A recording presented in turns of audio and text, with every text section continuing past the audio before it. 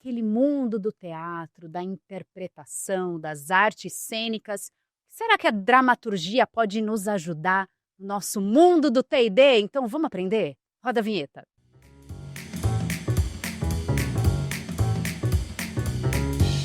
Fala T&D! Começando esse episódio que promete talvez uma lagriminha aqui no canto do olho, alguma coisa assim de emoção, de uma interpretação. Quantos personagens será que a gente vai ter aqui hoje, Igor? Uau! Bem-vindo. Opa, Eli, super animado aqui.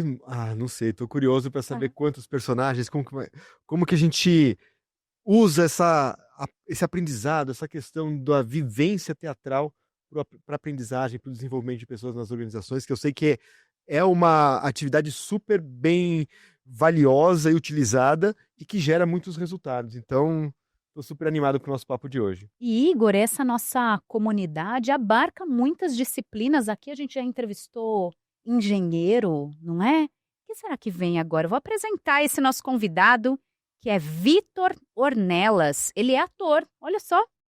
É também consultor educacional, especialista em desenvolvimento humano, atua com treinamento comportamental para líderes, principalmente líderes em grandes empresas em todo o Brasil. E desde criança ele vai contar essa particularidade dele aqui. Ele convive com o TDAH, que é essa condição que ele conseguiu aí, ao invés de ficar dentro de uma caixinha de limitação, fazer isso ser uma parte fundamental, criativa da atuação dele. Então, mais do que ficar falando de currículo, bem-vindo, Vitor! Obrigado por essa oportunidade aqui, Elis, Igor. É um prazer estar com vocês nesse bate-papo aí e enriquecer com muita coisa bacana aí. E você vai interpretar coisas aqui hoje? Não sei, vamos ver. Vamos ver quem é que vem. Entendi. Vamos ver quem é que vem. Vamos falar dessa mistura, então, Vitor? Olha só, a gente sabe que tem todo de treinamento e desenvolvimento, tem a ver com comportamento humano e tem a ver com a gente gerar performance nas pessoas. E quando a gente traz ali um ator para dentro desse mundo de consultoria educacional, o que a gente espera de treinamentos que a gente pode colocar artes cênicas? Acho que tem alguns pontos que são importantes para a gente setar essas expectativas quando a gente tem um trabalho de um perfil que é alguém que vem das artes cênicas e que atua. Né? A gente, no teatro, nós aprendemos muito a como que a gente se prepara para enfrentar a audiência e fazer esse trabalho todo. Quando a gente faz um paralelo com o treinamento, onde nós vamos ter pessoas com perfis diferentes, olhando para você o tempo todo, esperando, o que vem daqui a pouco? O que esse cara vai trazer para nós? A gente começa a fazer um paralelo de como a arte se confunde com o profissionalismo, onde você pode trazer isso para a área de treinamento e desenvolvimento, porque existe e envolve uma preparação muito grande, que eu falo que é até bem similar. Como se você estivesse se preparando para um grande espetáculo, tem pessoas, você tem um roteiro que você precisa saber muito para passar da melhor maneira e para que todo mundo saia dali, uau, entendi, que fantástico que foi. Então envolve uma performance de quem está ali na frente, como um ator. Eu falo que todo palestrante, treinador, tem um pouco de ator, né? Não tem como você fugir disso. Sim. Então anda muito junto toda essa conexão, assim. Uma coisa que assim, sempre me encantou a questão do teatro, porque ela pode atuar em diversas nuances do desenvolvimento de pessoas ou mesmo da atuação profissional da pessoa. Né? Então, eu tenho 3 filhas e eu sempre incentivo para que elas façam teatro, porque eu sei que o quanto isso vai ajudá-las no papel profissional, independente de qual for. Falando de treinamento, o que eu percebo tem algumas questões, assim. Tem o treinamento que você vai lá para assistir uma peça teatral, né? E aí é uma coisa mais passiva, onde você vai tirar as deduções daquela história. É como se fosse um filme, mas aqui o teatro, talvez você tenha a chance de conversar com os atores, conversar com algumas coisas. Então tem um mergulho e o debriefing acaba sendo mais interessante. E tem a questão da simulação também, né? De você, do aprendiz encarar o personagem e assumir o papel de personagem e aprender ao longo do processo. Então é um mundo de possibilidades que o teatro acaba trazendo para o universo do treinamento. Como que você costuma trazer o teatro para a área de aprendizagem? Legal, Igor. Olha, eu sou fã disso que você trouxe, dessa possibilidade de vivenciar o teatro em treinamento. De que maneira que isso acontece? numa maneira de você construir simulações, os famosos roleplays, onde você coloca as pessoas em situações seguras que elas possam imitar a arte imitando a vida num ambiente seguro, vamos falar desse jeito, que é melhor, onde você traz e convida a pessoa a se transportar, sair de onde ela está, daquele papel, um cargo, às vezes é uma função ou uma habilidade nova que ela precisa apresentar e aprender, você pode colocá-la nesse lugar de interpretar e desenvolver ali na prática essa habilidade, esse comportamento. Então, a possibilidade do teatro trazer isso é muito rico, onde as pessoas podem encenar situações e depois elas vão praticar. E aquela velha máxima, não tem melhor jeito de aprender do que na prática. O teatro, a experiência teatral, né? E a gente tem que tomar um cuidado para uma linha tênue de não... vai virar um entretenimento? Não, é treinamento. É treinamento pensado com estratégia para a pessoa, de repente, fazer uma simulação de um feedback, de uma reunião, de uma situação que envolve inteligência emocional. E eu vou colocar a pessoa naquele lugar para experienciar. Só que qual que é o... Eu falo que o ápice é um ambiente seguro, que ela vai poder testar as capacidades, vai poder errar e vai... O principal que é sair de lá com um grande aprendizado. Então, esse lugar potencializa muito o aprendizado. Uma das questões, dos maiores desafios para quem atua na área de treinamento é realmente a comprovação de resultados. E aí você falou assim, para não ser um entretenimento puro e simples. Então, a clareza de objetivo da utilização tem que estar muito evidente. Senão vai virar, vamos fazer um quebra-gelo aqui, uma diversão, tem o seu papel, mas aí não é o papel do aprendizado do treinamento naquele momento, né? Talvez seja uma coisa de reconectar naquele momento para continuar a jornada de aprendizagem. Aí o que você está falando é usar o teatro dentro da estratégia de aprendizagem, de simulação, criar esse ambiente seguro para depois essa simulação ser aplicada na prática do dia a dia, certo?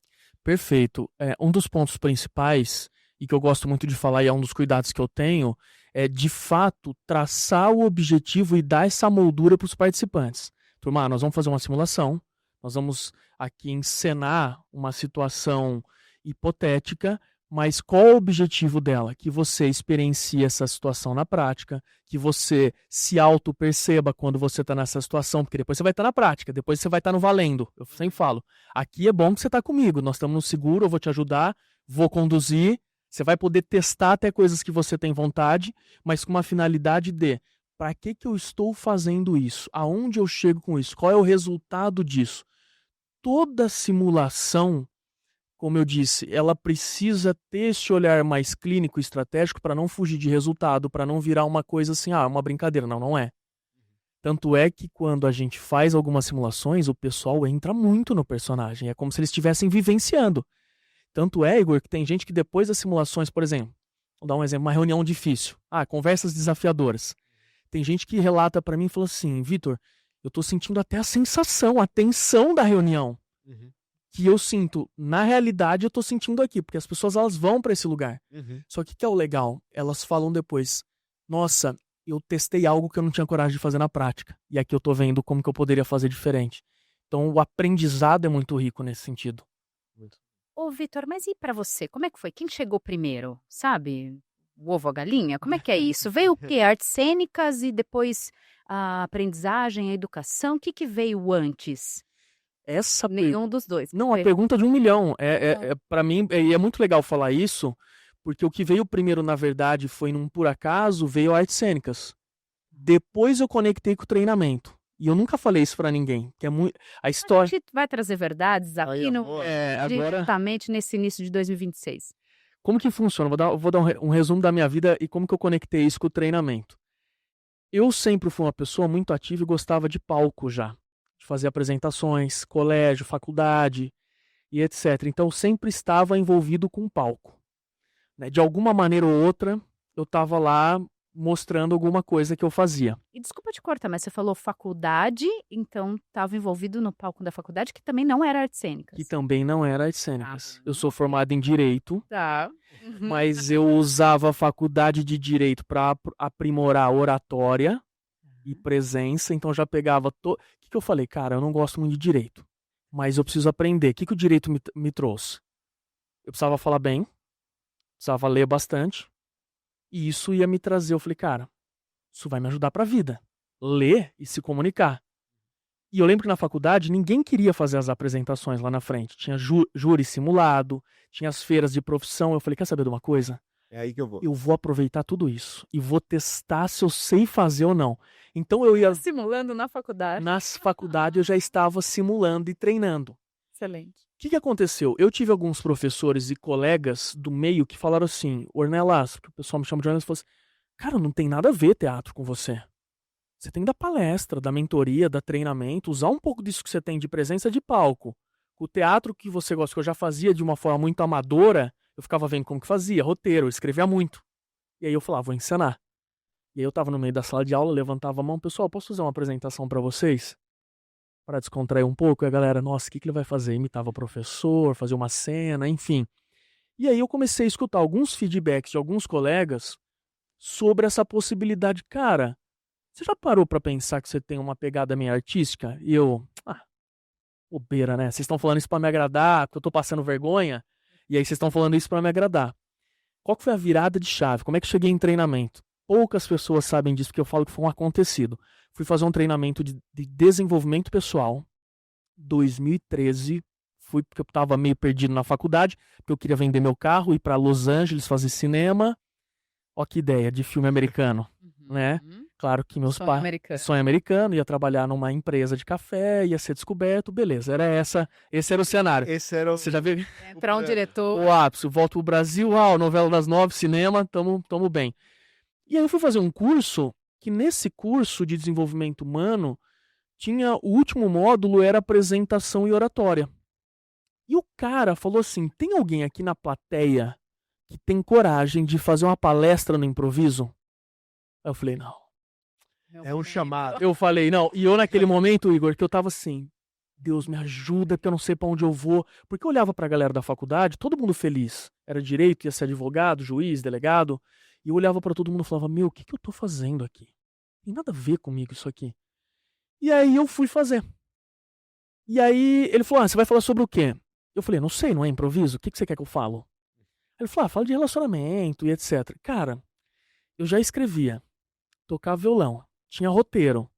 Eu já tinha um personagem na minha cabeça. Eu criei uma história, que eu tinha sido casado, nunca fui casado, que eu tinha separado, tinha 2 filhos, criei uma baita história. E todo mundo ficou meio acuado na plateia. Porque eu contei uma baita história e entrei no personagem. Aí ele me chamou, ele falou, Ornelas, me dá 5 minutos, posso falar com você? Primeira coisa, o pessoal que tá aqui na frente quer saber de verdade qual é a razão que seu casamento acabou. Eu falei, professor, eu nunca fui casado. Aí ele foi pra trás e travou, ele falou, então para tudo. Eu falei, cara, direito não tem nada a ver com você. Você precisa estar dando treinamentos, palestras, coaching. Naquela época ninguém falava disso, não era tão hypado que nem é hoje. E aquilo foi a primeira que eu comecei a ligar os pontos. Falei, bom, se ator não vai dar pra ser, o que é esse negócio de treinamento? Como que é isso? E dali em diante eu comecei a estudar muito. Eu não parei mais, né? Assinava todas as principais, os veículos globais, revistas, livros. Comecei a estudar até que eu entrei numa multinacional. E aí eu tava numa área que nem era de treinamento, era uma área aleatória. O que eu fazia? Eu sempre fui um cara que, se eu aprendesse a tomar café ou água de uma forma diferente, eu corria logo contar para os amigos, caras, aprendi um negócio muito diferente. Eu preciso te ensinar.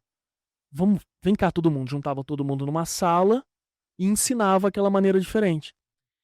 Uma pessoa falou assim, cara, as suas aulas são muito legais. Você tem uma didática muito boa. E é bacana que você imita e simula pessoas da empresa e etc. Fica muito bacana isso. Cara, você já pensou em treinamento? Falei, o que é treinamento? Né? Não sabia, nunca tinha trabalhado com isso. E aí eu fui começando a fazer isso dentro dessa área, dentro dessa empresa que eu tava. As pessoas começaram a gostar. Uma chefe que eu tinha, que foi um anjo na minha vida, eu tive vários, ela falou, cara, o que você quer não tá dentro da minha área, você precisa estar dentro do RH. E aí depois de 1 ano e meio tentando entrar no RH, recebi um convite de uma grande amiga que virou mentora, ela falou, cara, você precisa estar no RH. Dentro do RH que eu comecei a fazer. Entrei na área de recrutamento e seleção. Então, o que eu fiz? Olha como a arte começa a se combinar com o treinamento e que eu falo que eu fui um acontecido. Eu não falei quero ser treinador, palestrante, consultor. Eu aprendia os processos da área, criava um PPT, chamava o time, entrava com o time dentro da sala e dava aula pra galera. E a galera começou, cara, é muito legal o jeito que você explica. Uma chefe falou, cara, tem um líder que precisa de um treinamento de recrutamento. Você não quer fazer esse treinamento? Vou.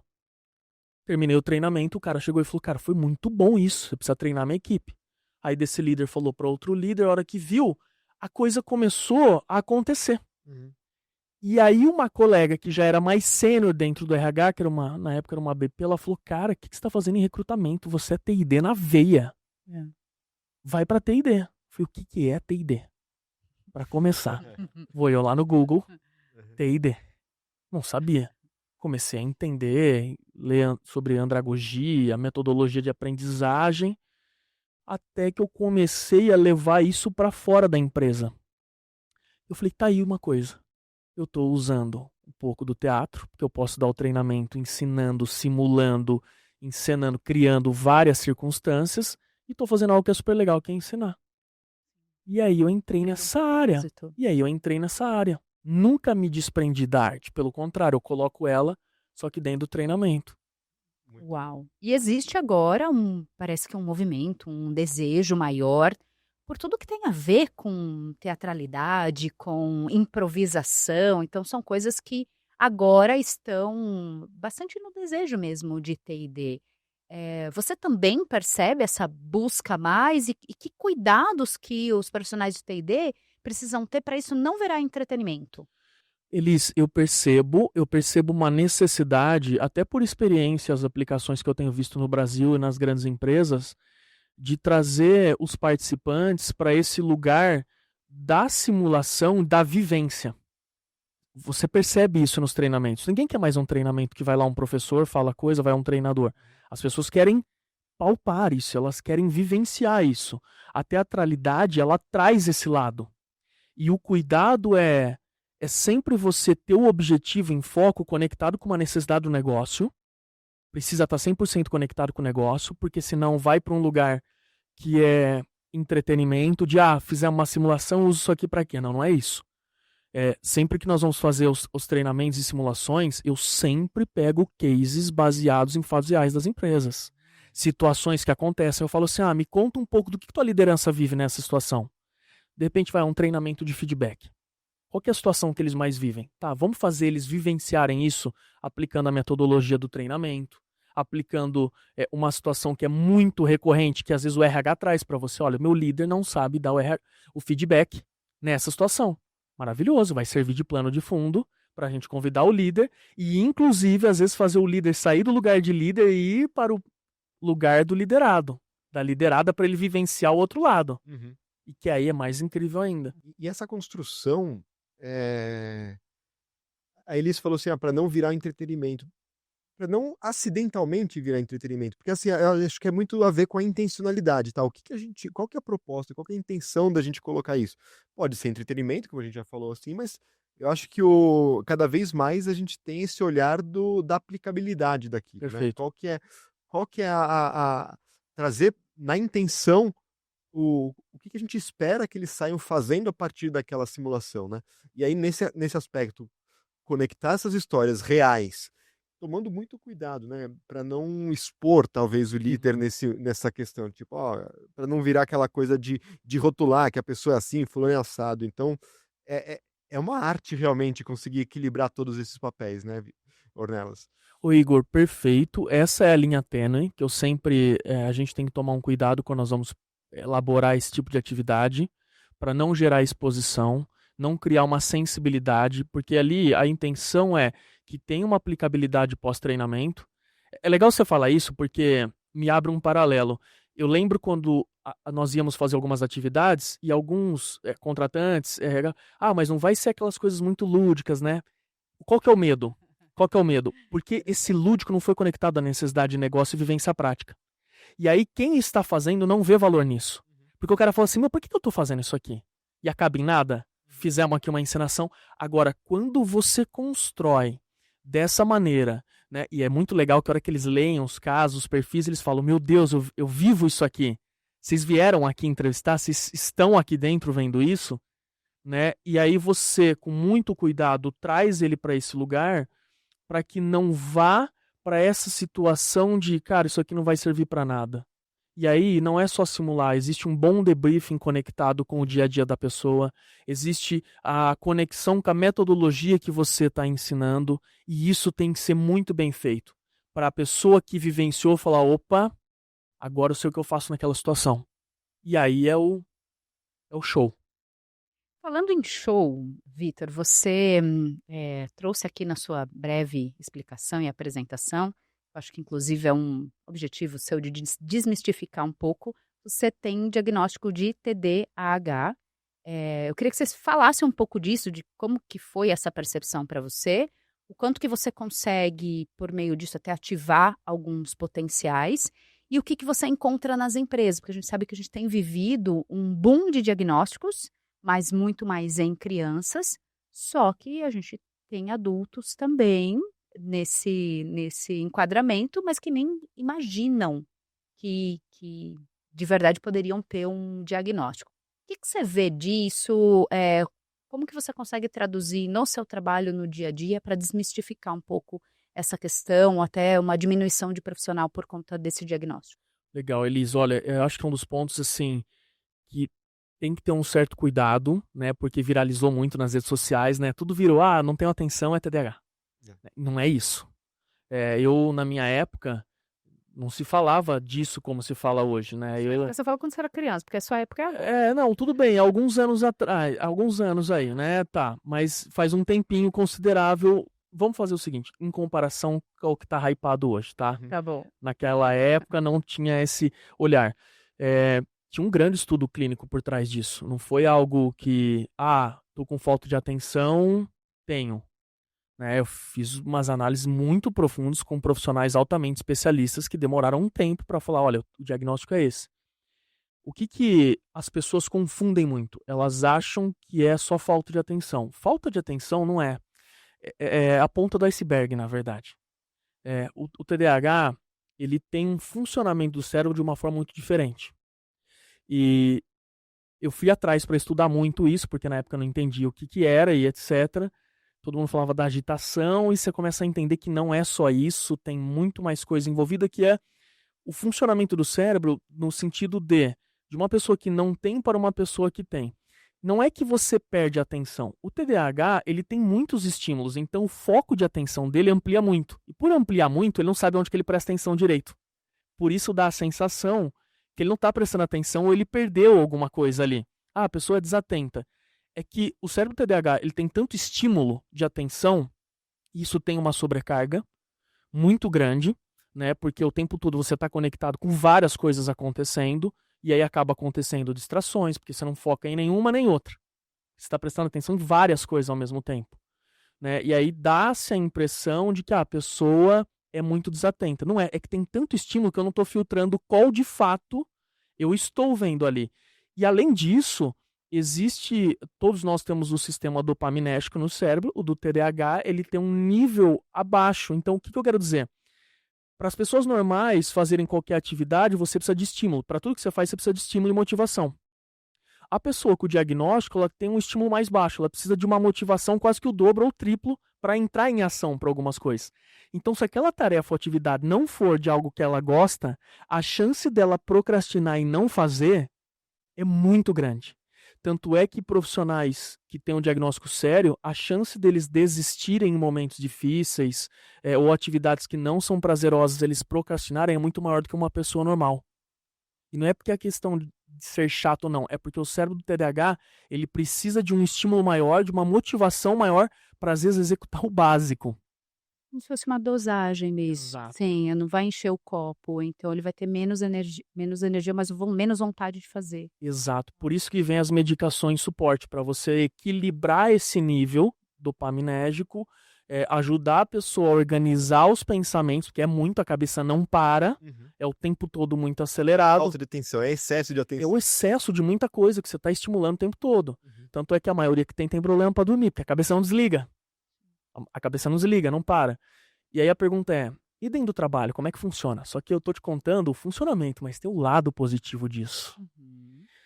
A pessoa com o TDAH, ela tem um hiperfoco, ela tem criatividade, ela tem habilidade de improviso, ela tem uma sensibilidade muito grande. Quando é algo de muito interesse seu, é como se você mergulhasse de cabeça naquilo. Você vai executar, vai pegar as atividades como se tudo dependesse daquilo. Por quê? Porque aquilo gera um estímulo muito grande em você e te liga o hiperfoco. O que eu fiz?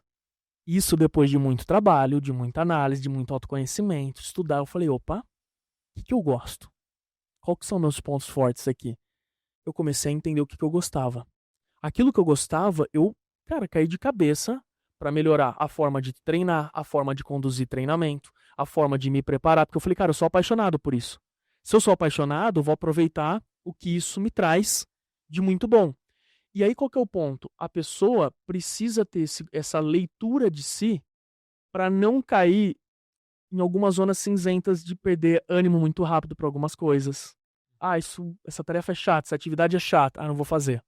Vou procrastinar.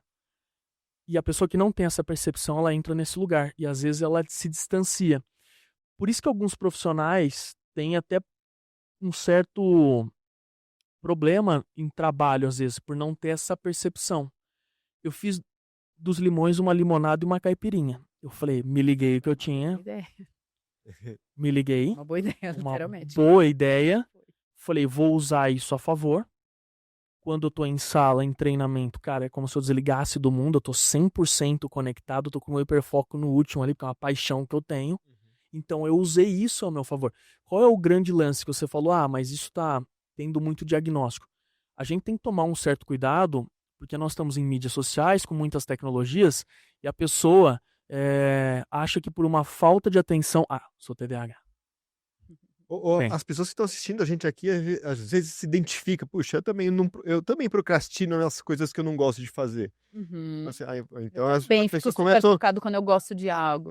Então, aí as pessoas começam a fazer um checklist, um autodiagnóstico, que aí acho que aí entra num problema e vira uma banalização desse processo. Perfeito, Igor. E o que eu tô falando, tá, turma, para quem estiver assistindo e vendo tudo isso, sem procurar a ajuda de um profissional. Todo mundo tem seu momento de procrastinar, de não fazer, mas o TDAH, ele tem vamos dizer que é quase se fosse uma intensidade muito maior nisso. É mais difícil ele entrar em algumas motivações que não fazem sentido para ele e ele se desfazer muito rápido de alguns compromissos se ele perceber que não tem nenhum estímulo que favorece ele de alguma maneira ali. E aí virou, hypou, né? Todo mundo, criança, adulto, tem TDAH, calma que não é assim. Precisa ter esse certo cuidado, porque é um funcionamento diferente. Existem regulações emocionais, então não é só a atenção. A atenção é o grãozinho. Tem o lance de ter esse autocuidado de estímulo mesmo, que é muito perceptível, quem conhece assim. E de certa forma também, aí acho que é uma coisa geral, uma percepção minha, o acesso à informação é muito maior hoje, né? Então as pessoas têm acesso ao que é um TDAH, ou pelo menos uma ideia do que é isso, muito mais fácil, seja pelas redes sociais, ou seja por estudos. Ansiedade, crises, coisas de autoconhecimento. Um dos grandes desafios dos conflitos geracionais é porque essa geração que está chegando, eles têm muito autoconhecimento, muito mais autoconhecimento, às vezes até estimulados por coisas de rede social e tal, talvez um autoconhecimento mais, mas gera uma autorreflexão, que a hora que ele vai para um mundo de trabalho, ele fala assim, poxa, não é o que eu quero. Eles sabem expressar melhor o que eles sentem, muitas vezes, e acho que isso acaba gerando um pouco de conflito. E a mesma coisa na questão do TDAH. As pessoas têm acesso à informação e às vezes acabam assim, eu nem preciso do diagnóstico, eu já tenho aqui, eu já sou assim. Mas talvez até tenha um ponto positivo que a pessoa aprende a lidar com isso, a entender, fala, puxa, eu preciso fazer esse aspecto, eu não posso mais fugir disso, eu tenho que encarar algumas coisas. Então começa a aprender a lidar com esse próprio autoconhecimento. Então, nem tudo é ruim, nem tudo é bom, achar esse meio termo é importante, né? Hoje a gente tem muito recurso, hoje você tem, a tecnologia está a seu favor para dar suporte, para ajudar as pessoas, assim. Hoje você tem muito ferramental que te ajuda a manter as funcionalidades básicas dentro de um trabalho, de um autocuidado, por exemplo, que não se falava antigamente, como tem hoje, assim.